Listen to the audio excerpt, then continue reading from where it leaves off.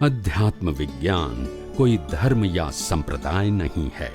ये spiritual science है जो कुदरत के कानून पर आधारित है।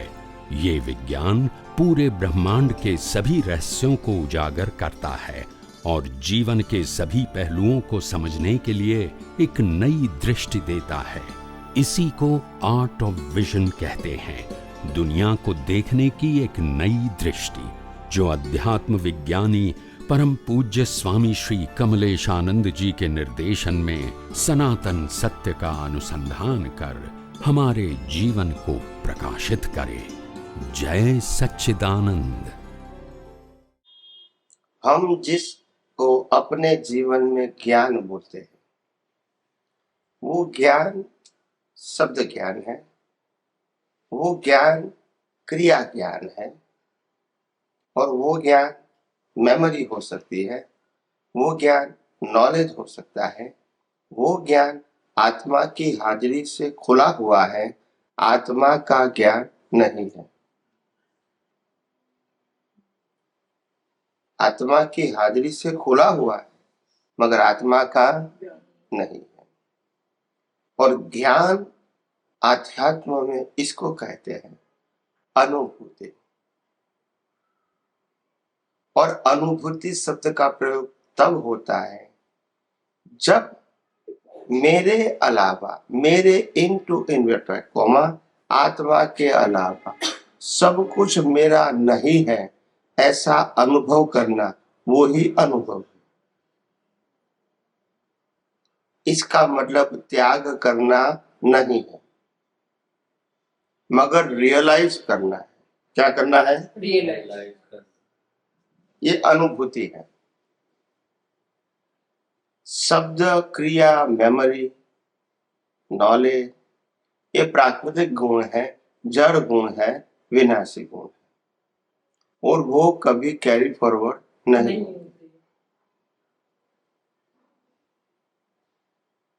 और इसीलिए रिलेटिव सत्य के ज्ञान को ज्ञान कहना, वो आध्यात्म का सब्जेक्ट नहीं, लौकिक सब्जेक्ट, धार्मिक सब्जेक्ट, सामाजिक सब्जेक्ट हो सकता है। इसका मतलब ये नहीं है कि लौकिक और धार्मिक सत्य आध्यात्म विज्ञान एक्सेप्ट नहीं करता है, ऐसा नहीं है। मगर आध्यात्म विज्ञान ये कहना चाहते हैं सामाजिक और धार्मिक सब्जेक्ट प्रकृति का है और अनुभूति सब्जेक्ट आत्मा का है, और दोनों अपनी जगह पे सही है। मगर दोनों को मिलने की जरूरत, वेल्डिंग की जरूरत नहीं है। बस वेल्डिंग करना वो अज्ञान है। कोई कहेंगे मैं शुद्धात्मा को मानता हूँ तो मेरे को खाना नहीं है, खाना ही है भाई, मगर खाना किसको है वो भी तो समझो ना। प्रकृति है, वो खाना खाएगी, आत्मा खाना खाता है। तो आत्मा निराहारी है, प्रकृति को निराहारी किसने कहा? आत्मा अक्रिय है, प्रकृति को अक्रिय किसने कहा? आत्मा में मन वचन काया नहीं है, प्रकृति में मन वचन काया नहीं है, किसने कहा? आत्मा में भुगतान है, प्रकृति में भुगतान नहीं है, किसने कहा? मगर तुम दोनों को क्या करते हो? मिक्स कर देते हो, और फिर पजल खड़े हो जाते हैं। फिर तुम आत्मा को मानते तो ऐसा क्यों करते हो? मगर कौन करता है? आत्मा करता है। ये भ्रांति है, ये भ्रांति है। आत्मा को जानना, मानना, अनुभव करना, इससे प्रकृति से कोई मतलब नहीं। प्रकृति जैसी है वैसी ही नहीं। प्रेम करते समय भी आत्मा में रह सकते हैं और युद्ध करते समय भी आत्मा में रह सकते हैं, क्योंकि प्रेम युद्ध प्रकृति करती है, आत्मा नहीं करता। और इसीलिए आत्मा के गुण और प्रकृति के गुण के साथ जोड़कर देखने की जरूरत नहीं है। बार बार गलती करते हैं। क्या करते हैं? गलती मतलब सैद्धांतिक गलती करते हो। दुनिया में कोई व्यक्ति ऐसा नहीं कहेगा कि 5 महाव्रत गलत है। सत्य, अहिंसा, अचौर्य, अपरिग्रह और ब्रह्मचर्य, पांचों महाव्रत श्रेष्ठ है, उसमें कोई क्वेश्चन नहीं करेंगे। मगर एक भी बात समझना पड़ेगा, पांचवें महाव्रत प्रकृति को लागू होता है, आत्मा को लागू नहीं होता है। ये बात भी स्वीकार करनी पड़ेगी। गोल गोल नहीं चलेगा। और जब प्रकृति बात आती है तो हमको समझना पड़ेगा कि ये हमारे हाथ में नहीं है। यह सुनो, दुनिया उसको अच्छा कहे या बुरा कहे, वो हम नहीं है और हमारे हाथ में भी नहीं, और इसलिए जिम्मेदार भी हम नहीं है। बार बार जोड़ देते हैं और फिर कहते हैं पजल होता है। पजल ही तो होगा, तुमको जोड़ देते हो।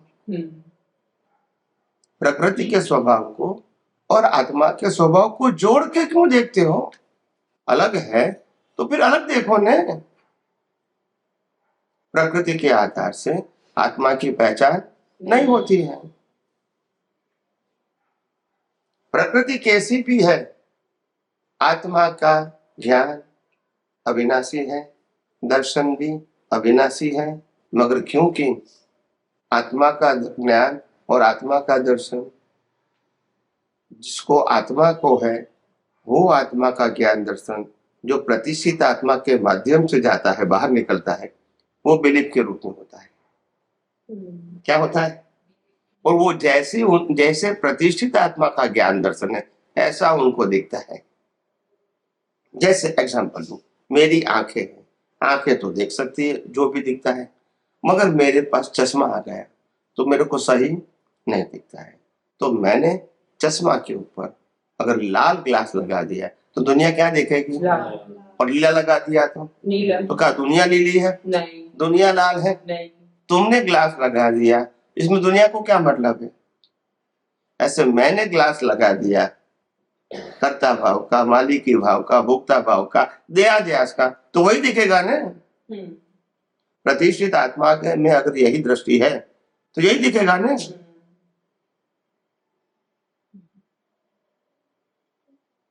तो करेक्शन प्रतिष्ठित आत्मा में करना है, न प्रकृति में करना है, न आत्मा में करना है। और प्रतिष्ठित आत्मा शब्द धर्म में आता नहीं है। प्रकृति का तात्पर्य क्या है?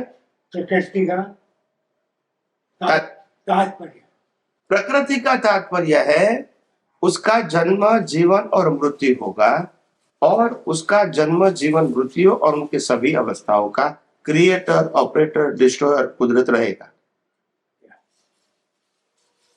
क्रिएटर भी, डिस्ट्रॉयर भी, ऑपरेटर भी।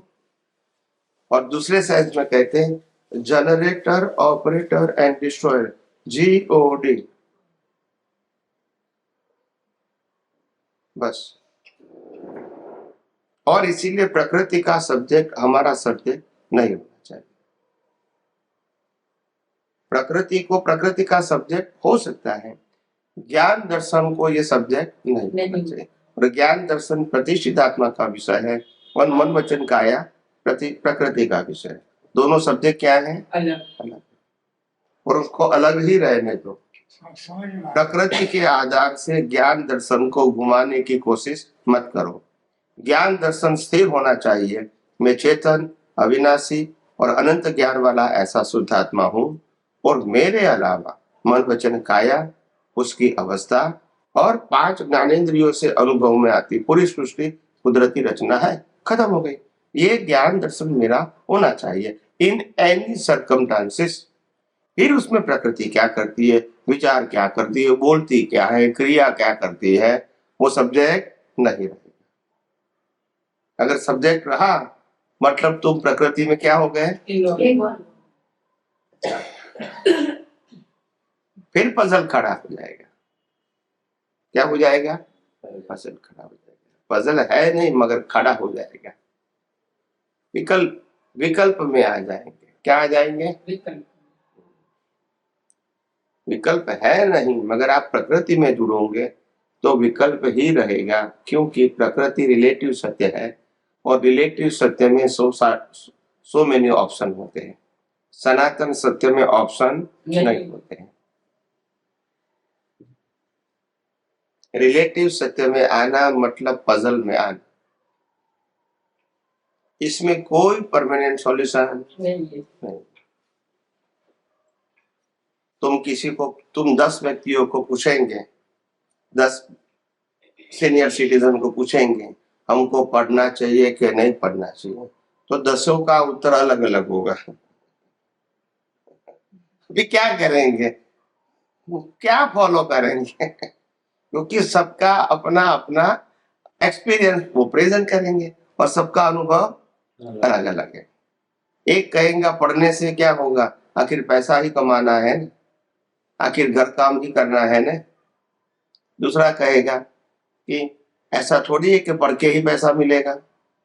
तीसरा कहेगा उसका क्या मतलब है, हम तो 5 चौपड़ी पढ़े फिर भी 5 लाख कमाते हर महीने। चौथा कहेगा नहीं नहीं, पैसा तो बुद्धि से नहीं आता है, मेहनत से नहीं आता है, पुण्य से आता है। यानी सुनने वाला कंफ्यूज होगा, who is right and who is wrong. इसीलिए रिलेटिव सत्य में कोई सॉल्यूशन नहीं है। इसीलिए ज्यादा डीप में जाने की जरूरत नहीं है, कोई सॉल्यूशन नहीं है, वो पजल ही रहेगा और कुदरत वो करवाएगी जो आपका कर्म का फल है, वो ही करवाएगी। समझ में आया?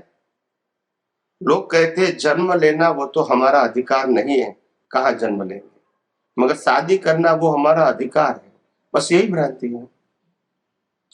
मरना भी हमारा अधिकार, जीना मरना नहीं है।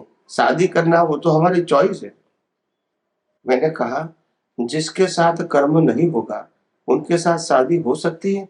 थिंक अबाउट, नहीं हो सकती है। तो चॉइस है कि सिलेक्शन है कि इलेक्शन है? सेट ही हो गया है, टाइम का प्रश्न है। अपने समय में होगा ही, जिस व्यक्ति के साथ हिसाब इस व्यक्ति के साथ ही होगा। जिसके साथ कर्म का हिसाब नहीं है शादी हो सकती है? कैसे हो सकती है? लॉजिकली नहीं है, हिसाब नहीं है तो ट्रांजैक्शन कैसे होगा? तो ये एक डरने की बात है, ये कोई टेंशन लेने की बात है। कई लोग कहते हैं स्वामी जी मेरा लड़का मेरी लड़की अभी 25 साल की हो गई, 30 साल की हो गई, अभी शादी नहीं होती है, उम्र बढ़ती है, क्या होगा? तो जो लड़के होता है तो मैं कहता हूँ देखो लड़की का जन्म हो चुका है, समय पे मिलेगी। और लड़की होता है तो कहता हूँ लड़के का जन्म हो चुका है, टाइम पे मिलेगी। जब मिलता है तब पैदा नहीं होता है, पैदा तो हो चुका है, टाइम होगा तब मिलेगा। मेरे बेटी की शादी किया ना तो मुझे भी ऐसा पूरी रात की नींद ही खराब हो गई थी। रातों को नींद उठ उठ के बैठ जाते थे, कैसे मिलेगा, कहाँ मिलेगा, एज होती जा रही थी। Yes yes. और वही सिचुएशन अब विज्ञान मिलने के बाद बेटा है भी है उसी कंडीशन में, लेकिन नो प्रॉब्लम, अब समाधान हो चुका है, तब समाधान हुआ नहीं था। उनकी ड्यू डेट होती है, सभी कर्मों की ड्यू डेट होती है, बिफोर आफ्टर नहीं होता है। और हम अगर स्वस्थ नहीं है या हमारा अहंकार बुद्धि ऊंचे नीचे होता है तो मैं कहूँ तो प्रयत्न करो, और क्या कहूंगा, मगर होगा तब जब ड्यू डेट है। प्रयत्न इसीलिए करो आपके संतोष से, आपके संतोष से पहले होगा या बाद में होगा ऐसा मेरा आंसर नहीं है, मगर प्रयत्न करना आपके संतोष के लिए।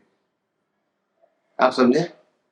क्योंकि दुनिया के लोग तो सुनाएंगे तुम्हारा लड़का लड़की 30 साल का हो गया, 32 साल का आया, अभी भी आप चिंतित नहीं हो, अभी प्रयास नहीं करते हैं। आप समझे? ऐसे भी लोग होते हैं। तो इसीलिए मैंने कहा कि जब भी उसका ड्यू डेट होगा उसी दिन सब कुछ सेट करना वो कुदरत का काम, हमारा काम नहीं।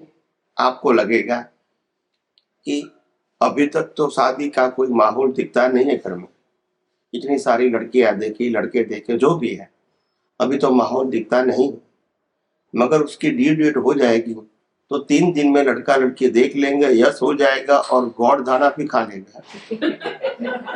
मालूम भी नहीं कब ये हो गया, कि सपना लगेगा, क्योंकि ड्यू डेट आई है, आपके पास चॉइस नहीं है, कुदरत को करवाना ही है। क्योंकि आपका कर्म अभी शुरू होता है, कुदरत के पास भी चॉइस नहीं है। और कुदरत के कानून के ऊपर भरोसा रखो। समझ में आया? व्यक्ति के ऊपर भरोसा रखूंगा नहीं रखूंगा चलेगा, व्यक्ति तो हिसाब से काम करेगी, मगर कुदरत कानून के बाहर काम नहीं करती है। और इसीलिए हमारे से ज्यादा चिंता कुदरत को होगी कि उनका हिसाब कब मैं उसके हिसाब के मुताबिक उनको संजोग दूं। वो हमारे टेंशन की बात नहीं। जब वो क्रिएटर, ऑपरेटर, डिस्ट्रॉयर है तो जिम्मेदार वही है। हम क्यों टेंशन लेते हैं? मगर क्योंकि इतना पक्का देहाध्यास है, मैं ही शरीर हूं, मैं ही चला रहा हूं, और फिर टेंशन तो रहेगा क्योंकि मेरे से नहीं होता है। ऐसा होता है स्वामी जी कि टेंशन होता है, और अभी का ज्ञान ये है कि मेरे हाथ में, मतलब मेरे टेंशन करने से या मेरा कुछ और ज्यादा प्रयास करने से मिल ही जाएगा, हो ही जाएगा, ऐसा ज्ञान अभी, पहले नहीं था बिलीफ में। बिलीफ वाला तो टेंशन नहीं करता, क्या होगा, कैसे होगा, कब होगा, क्या क्या ऐसा हो रहा है, क्यों नहीं मिल रहा, क्यों नहीं बैठ रहा, ऐसा वो बोलता रहता है, चलता रहता है। बट अब नया ज्ञान, विज्ञान मिल गया, जैसा ये बोल रहे हैं कि अभी बेटे में टेंशन नहीं होता। टेंशन नहीं होना भी उदय कर्म हो सकता है। नहीं, अंडरस्टैंडिंग। अच्छा, देखो, दो प्रकार का कर्मों के भुगतान है। एक उदय कर्म के अधीन भुगतान और दूसरा अज्ञानता से भुगतान। तो अज्ञानता से भुगतान होना वो ज्ञान के बाद नहीं होता है। नहीं। उदय कर्म में पाव का फ्रैक्चर होना है, वो तो होगा। आप समझे, वो तो होगा। और दूसरी बात, लोग इनको कहेंगे कि तुम ध्यान नहीं रखते हो, तो वो टेंशन होगा, मगर वो उदय कर्म है, ज्ञान है तो। अच्छा, क्योंकि वो आपका विवेचनीय कर्म है। आपने गलती नहीं किया, अच्छा, आपने गलती नहीं किया, फिर भी आपके परिवार के लोग कहेंगे आपने ये गलती की, आपने ये गलती की, आपने ये गलती किया, तो आपको सफरिंग होगा नहीं होगा? वो क्यों है? उदय कर्म। भले किया है, उदय कर्म है तो भुगतान आएगी। अच्छा, किया है नहीं किया है वो इम्पोर्टेंट नहीं है। राम को मनवास जाना ही पड़ेगा, कुछ भी नहीं किया है, क्योंकि उदय कर्म। उदय कर्म का मतलब आज किया है गलती, वो जरूरी नहीं, है, मगर भुगतान आई मतलब पहले कॉज डाला था, इसका क्या है? इफेक्ट है। आज टैली करने जाओगे तो नहीं मिलेगा। सही। कुदरत इस अवतार के कर्म का फल नहीं दे रही है, पिछले अवतार के प्रोग्राम का फल दे रही है। और इसीलिए आज टैली करने के लिए जाओगे तो नहीं होगा। टैली करना ही नहीं है, कुदरती रचना ही देखना है बस। सभी शुक्ल ध्यान को ध्यान की श्रेणी में क्यों रखा गया? क्योंकि शुक्ल ध्यान वो आत्मा की अनुभूति नहीं है, मगर आत्मा का लक्ष्य है। अनुभूति होती है तो फिर ध्यान नहीं कहते, स्वभाव। अभी तो लक्ष्य है, मैं शुद्ध आत्मा हूँ, मैं शुद्ध आत्मा हूँ, मैं चेतन हूँ, मैं अविनाशी हूँ, मैं अनंत शक्तिवान हूँ, ये मेरे लक्ष्य में है, वो शुक्ल ध्यान है। मगर अनुभूति हो गई तो फिर जरूरत ही नहीं है लक्ष्य की। तो 48 मिनट तक शुक्ल ध्यान कंटिन्यूस रह जाए तो केवल ज्ञान का बीज पड़ता है? अभी नहीं, तो केवल दर्शन के बाद 48। केवल दर्शन, केवल दर्शन मतलब ये ब्रह्मांड का रहस्य पूरा समझ में आ जाए। आप समझे? 100% समझने का मतलब कंफ्यूजन नहीं, क्लैरिटी। ये मैं हूं और ये मैं नहीं। एनी सर्कमस्टांसेस ऐसा 48 मिनट रहेगा। तो केवल दर्शन पहले समझ में आना चाहिए। बहुत सारी बातें ऐसी है हमारे समझ में ही नहीं, तो पहले उसको समझने की जरूरत है, यानी उसको कहते हैं डेवलपमेंट, और जैन परिभाषा में उसको गुंठाना कहते हैं, और मेडिटेशन वाले उसको चक्र कहते हैं। चक्र भी क्या है? डेवलपमेंट का स्टेज है।